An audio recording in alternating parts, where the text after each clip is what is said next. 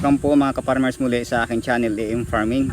Ngayon po mga ka-farmers ay update po tayo muli dito sa aking alaga, yung ating 500 piraso na mga chicken. Ngayon titingnan po natin sila kung ano yung kanilang kalagayan dahil ngayon ay napakainit ng panahon. Dahil ito yung last minute ng ating tinatawag na habagat, kaya napakainit ngayon. So ngayon pag-uusapan natin kung ano ba yung mga dapat nating gawin, kung ano yung mga ginagawa ko para hindi ma-stroke yung ating mga alaga na mga manok kapag ganitong napakainit ng panahon. Tingnan po natin sila. Okay, so ito na po sila mga ka-farmers. Yan.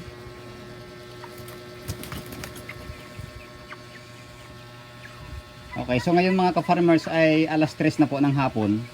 Kaya medyo hindi na po sila masyadong hinihingal. Hindi na po sila masyadong na-stress. Pero po kanina mga bandang alauna, alas 2, talagang stress na stress po yan. Hingal na hingal po talaga sila. So ngayon, yung aking ginagawa lang po, kapag ganitong napakainit ng panahon, at syempre ito po yung panahon na delikado po para sa kanila, no? Kaya pwede po silang ma-stroke, pwede pong mamatay yung ating mga alaga kapag ganitong napakainit. So mayroon po akong video nito mga ka-farmers na nilulublob ko sila noon sa tubig. Yan, lublob po talaga yon, lahat kasama yung kanilang ulo. So ngayon kung ganito kadami ay ilulublob natin, mukhang mahirap. So ngayon yung ginagawa ko dito mga ka-farmers ay simple lang, dapat open lahat yung kanilang kulungan. Tapos lahat ng mga ilaw ay ating papatayin. Yan yung mga ilaw nila. At wag po nating papaubusan ng tubig. Kagaya po nitong inyong nakikita na lahat po ng aking mga painuman ay kumpleto po yan. Mayroon pong tubig. At mayroon po tayong electric pan. Hanggang po yan doon mga ka-farmers sa may dulo. Ayan po, hanggang po yan sa may dulo mayroon pong mga electric pan. Okay. Tapos kung mapansin po ninyo mga ka-farmers ay wala po dyan yung kanilang mga pakainan. Nasaan ba? Ayun, nasa taas yung kanilang mga pakainan. So inaalisan ko po yan ng pakainan kung talagang napakainit. Kasi una, kapag yung kanilang pakainan ay nandyan, dagdag pa po yun sa sikip ng kanilang kulungan. At ganun din kapag ganyan hinihingal sila, tapos kumakain pa rin po yan kahit na hinihingal, nagiging dahilan po yan ng pagka-stroke. Kasi dati madalas kapag may namamatay sa kanila, kapag ginigilitan ko yun, bali po kasama doon sa kanilang dugo yung kanilang pagkain. And nagiging sanhi din po yan ng pagka-stroke. Kaya ganun po yung ginagawa ko mga ka-farmers. So wag po kayo mag-alala kasi yan naman po ay busog yan sila. So yun lang po yung pagitan ng napakainit na panahon, doon ko lang po yun inaalis yung kanilang mga pakainan. Ayan. So kanina inalis ko ay alas 2 ng hapon.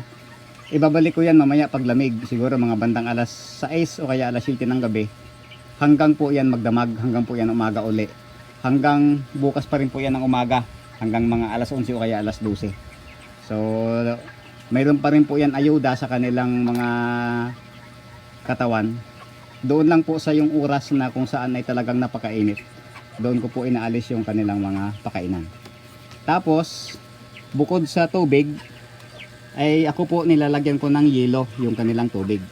Ito po kung inyong hindi po makita pero bubuksan po natin itong isa. So ito po mga ka-farmers, yan. Ito po yung yelo na ating inilagay. Alisin na natin yung plastic. Ito. So maliit na po siya kasi kanina ko pa kasi inilagay yan.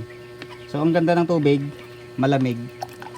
Kaya yan po yung ginagawa ko kapag ganitong napakainit talaga ng panahon. Nilalagyan ko po ng yelo yung kanilang mga painuman. Ito po yung kanilang mga pakainan. So mamaya po mga bandang alas 6 ng hapon, ibaba na po natin yan dito para sila po ay makakain na hanggang na po yun magdamag. So yung dito naman banda sa may dulo, ito po yung ating mga electric fan. Maliliit lang pero mahangin po yan. Ayan po yung mga balahibo nila, hinahangin-hangin dahil dito sa electric fan po natin. So yung sa may dulo, ganun din. Yan po mga nakabitin. Yung ating mga pakainan. Ibinitin po natin yan. Okay. So kapag napakainit talaga katulad kanina, stress na stress po yan. Pero ngayon po kasi ay nasa alas 3 pasado na. Hindi na po ganun kainit. Kaya medyo tahimik na po sila. At talagang nakakatulong po yon yung paglagay ng yelo sa kanilang mga inumin. Para hindi po sila masyadong may stress.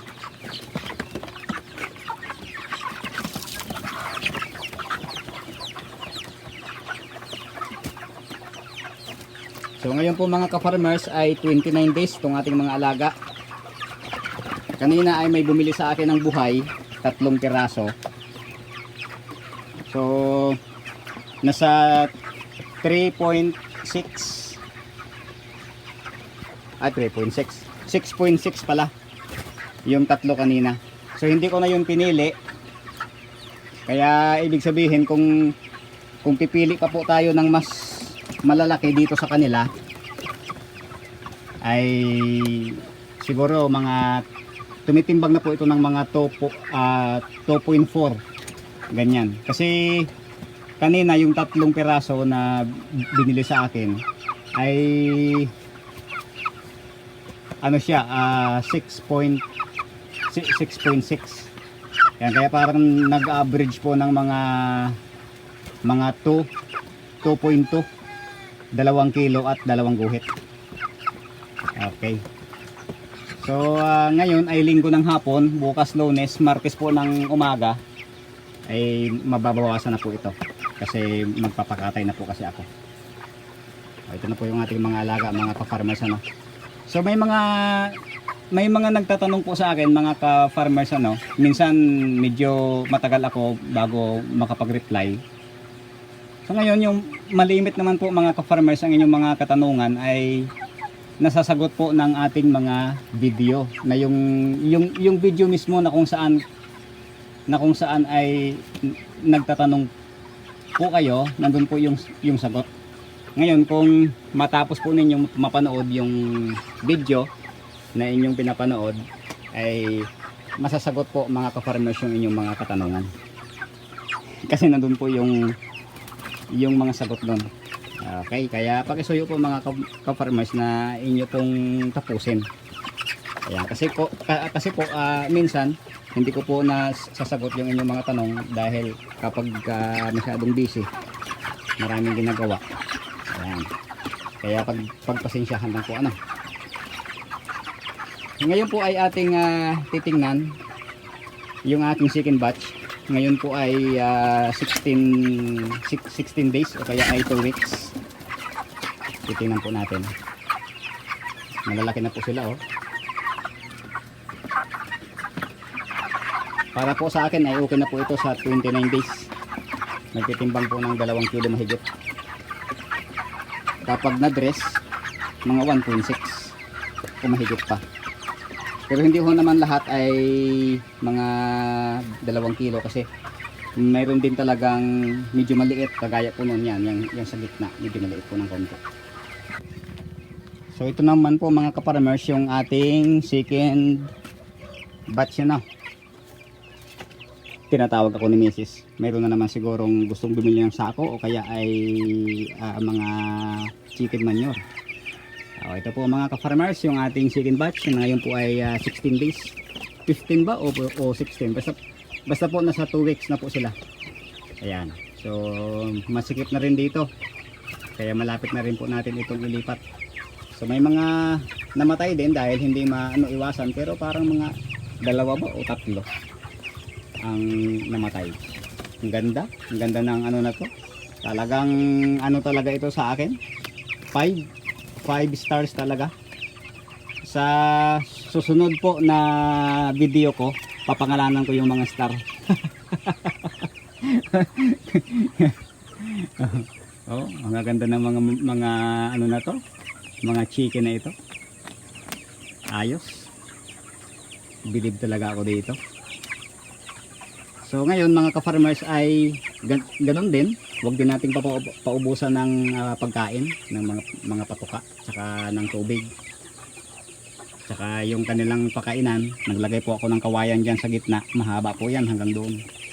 Kawayan. Tapos doon po, mayroon din po yan. Doon. May mga pakainan din po yan. Yan. Parang hindi lang po siya nakikita pero mayroon po yan. Kaya ganoon lang po yung pag-aalaga mga ka-farmers. Huwag lang po nating papaubusan ng tubig. Mahalaga na tubig. Tapos vitamin sa gabi. Kasi pag sa araw mainit eh. Ang pagkatapos laging mayroon pong pagkain. So doon po mga ka-farmers sa aking first batch, no, yung ating nilagyan ng yelo yung kanilang painumin dahil sa sobrang init. Kahapon po ay may namatay doon isang piraso. Yan, kasi nga dahil siguro sa init. Kaya nga ngayon ay naglagay po ako ng yelo at hindi ko na din po sila pinakain. Ayan. Bali po ang namatay po dyan ay hindi ko po check kung ilang piraso. Pero po kakaunti. Hindi pa po naubos yung paaman. Yan. Kaya napakaganda po kapag ganun. Sulit yung ating ibinayad. Sulit po yung ating pag-aalaga.